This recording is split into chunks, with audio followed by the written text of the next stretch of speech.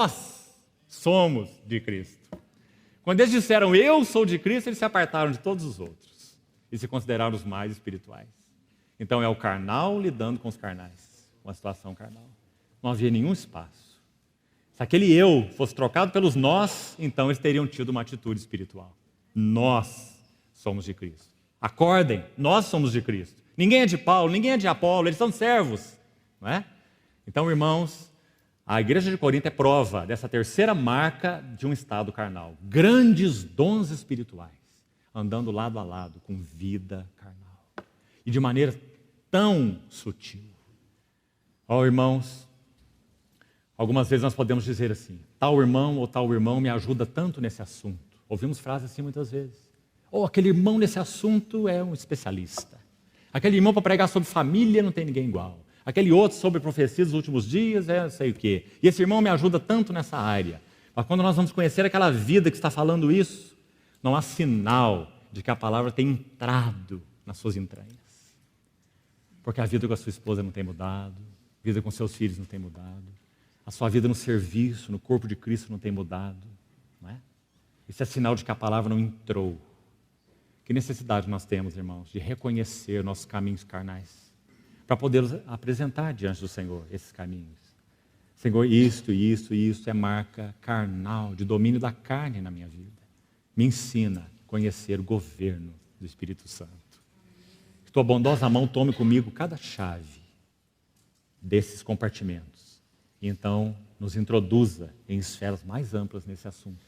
Então essa é a terceira marca. Coexistindo com dons espirituais. Agora, olhe de novo para o texto que nós lemos. Versículo, a última marca para terminarmos. Versículo 13 do capítulo 2:13 de 1 Coríntios. Diz assim, disto falamos não em palavras ensinadas pela sabedoria humana, mas ensinadas, preste atenção, ensinadas pelo Espírito, conferindo coisas espirituais com espirituais. Queria parar um pouquinho nesse versículo e procurar, com a ajuda do Senhor, explicá-lo para os irmãos por causa do significado dele. Paulo está dizendo que ele sabia conferir ou comparar coisas espirituais com espirituais. O que isso significa? Ele diz que só o homem espiritual sabe fazer isso. Disso também falamos, não em linguagem ensinada pela sabedoria humana. Paulo quis dizer o seguinte, uma vida carnal é incapaz, essa então é a quarta marca, de receber e compreender verdades espirituais. Então aqui nós estamos de novo com grandes problemas, porque nós podemos ser assíduos frequentadores de conferências, mas nós não compreendemos as verdades espirituais. Sabe uma maneira de nós identificarmos isso? Na maioria das vezes, nós não sabemos expressar aquilo que o Senhor nos tem dado em termos de realidade espiritual com palavras.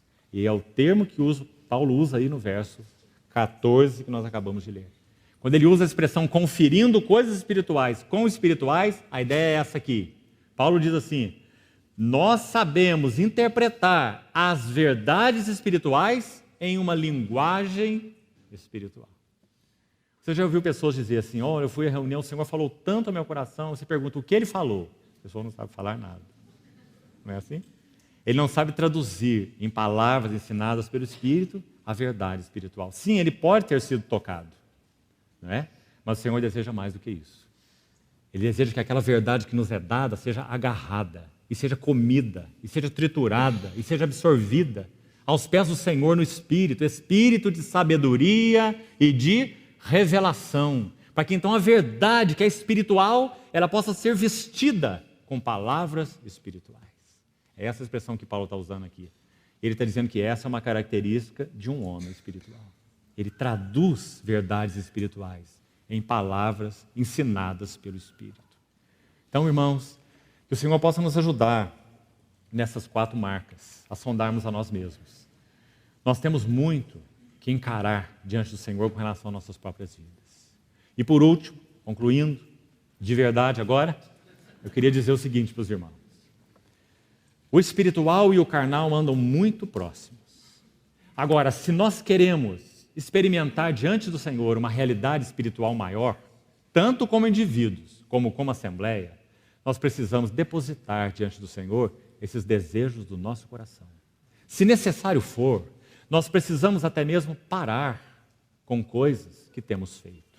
Seja em termos de serviço, seja em termos de reunião, seja no que pudermos pensar. Nós devemos ter a coragem, tanto como indivíduos como assembleias, de depositarmos esses assuntos aos pés do Senhor e dizer: Senhor, nós queremos, se necessário, porque não há regra aqui, se necessário, parar com quase tudo que temos feito, para que o Senhor nos fale ao coração sobre aquilo que é teu, nos ajude, nos ensine, nos julgue. Irmãos, nós conhecemos uma assembleia, conhecemos como testemunho, não pessoalmente, até porque esse é um testemunho muito antigo, já de mais de 20 anos atrás. Conhecemos através de um irmão, de uma assembleia que de uma maneira muito definida teve essa coragem e ganhou diante do Senhor algo muito relevante. Irmãos que tiveram um entendimento particular, como dissemos, isso não é regra, isso não é padrão, nós precisamos seguir o Espírito em tudo. Se fizermos algo sem a direção do Espírito, será carnal. Mas o que essa assembleia entendeu é que eles deveriam parar tudo, menos o partir do pão. Tudo mais foi paralisado, menos as reuniões do partir do pão. Porque era uma reunião de ministério exclusivo ao Senhor, o partir do pão. E a partir do reunir, do partir do pão, aos pés do Senhor, adorando o Senhor, aquela assembleia foi entendendo como o Senhor queria conduzi-los em amplitudes maiores de vida e de serviço na esfera espiritual. Muito corajosos esses irmãos, porque nós achamos que temos compromisso com coisas, não é? E também com reuniões. Mas como nós vamos parar a reunião de quarta-feira? Isso é um absurdo para nós, não é? Como nós vamos deixar de ter aquelas reuniões nos lares? Aquela é uma pérola para nós, né? Sim, pode ser. Mas se o Senhor disser pare, nós temos que parar, porque Ele quer nos ensinar, Ele quer nos falar algo. Então, irmãos, se nós temos esse compromisso afinado com o Senhor, nós precisamos tomar essas atitudes de fé, com coragem. Porque, afinal de contas, a quem nós estamos respondendo? Ao Senhor ou a homens? Então, que o Senhor nos ajude, irmãos, realmente, a depositarmos esses assuntos aos seus pés. E não tenhamos medo, irmãos. Nosso irmão também falou hoje pela manhã sobre o medo. Que obstáculo é o medo? Lembremos que nós citamos ontem do nosso querido irmão, servo tão precioso do Senhor, Martin Lloyd Jones.